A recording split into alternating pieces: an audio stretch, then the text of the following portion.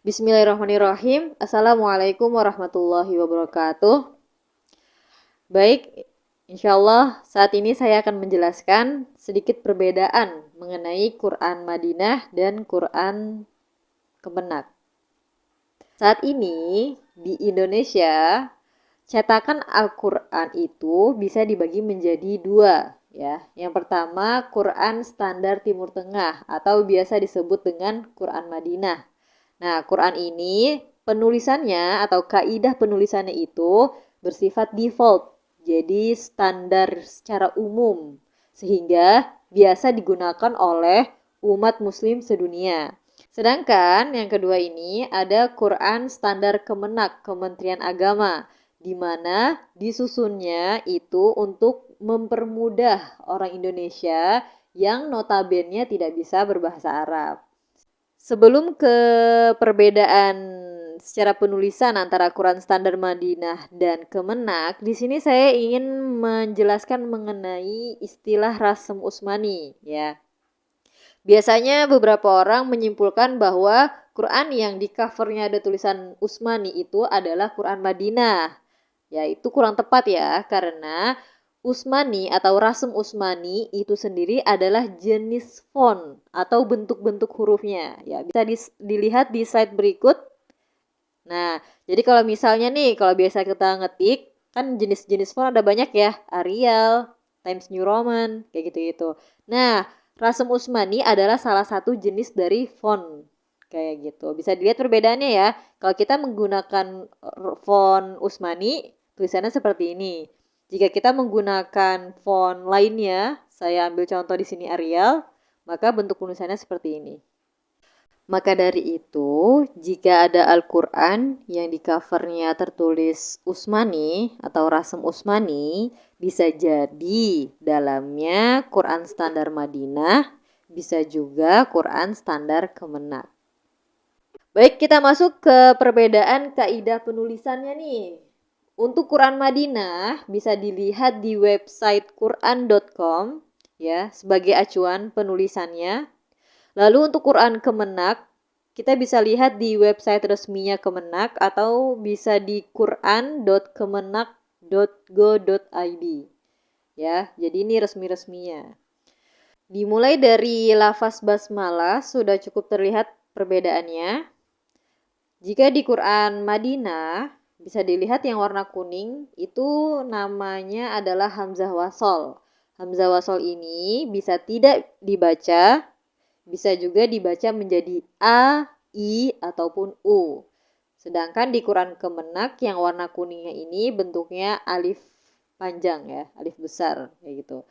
Kemudian yang di warna oranye bisa dilihat yang Madinah di atas fathah, di atas tasydidnya itu harokatnya hanya fathah. Tetapi akan dipelajari bahwa lafaz Allah selalu dibaca panjang 2 harokat. Ya, sedangkan di Kemenak di atas tasydidnya itu langsung diberi alif kecil.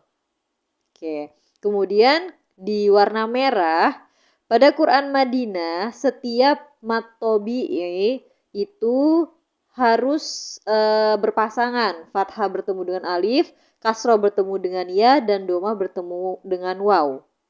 Sedangkan di Kemenak langsung diberi tanda alif kecil di atas mimnya. Kayak gitu.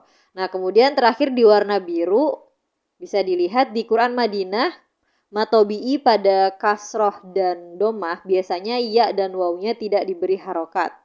Sedangkan di Kemenak ya-nya itu diberi tanda sukun. Selanjutnya mari kita perhatikan kembali perbedaan-perbedaan. Semisal nih kita mau menyambungkan ayat.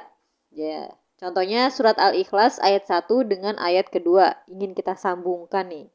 Pada Quran Madinah bentuk penulisannya seperti ini. Bisa dilihat di slide. Coba kita lihat yang di garis kuning itu ya. Nah, kita sambung.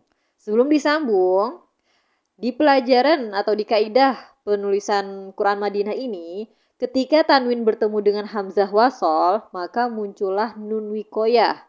Atau biasanya kalau di Kemenak itu yang nun kecil di bawah, nah itu namanya nun wikoyah. Sehingga jika kita sambung, maka cara membacanya ialah Qul huwallahu ahadunillahus samad. Ya. Ahadunillahu. Jadi kayak gitu. Duni, ada nun koyahnya. Nah, sedangkan di Kemenak, jika kita membacanya literal sesuai dengan tulisannya, maka akan menjadi Qul huwallahu ahadun Allahu. Ya. Perbedaannya terlihat ya. Mungkin secara makna dia tidak mengubah makna ya. Namun secara kaidah membacanya itu salah, berbeda.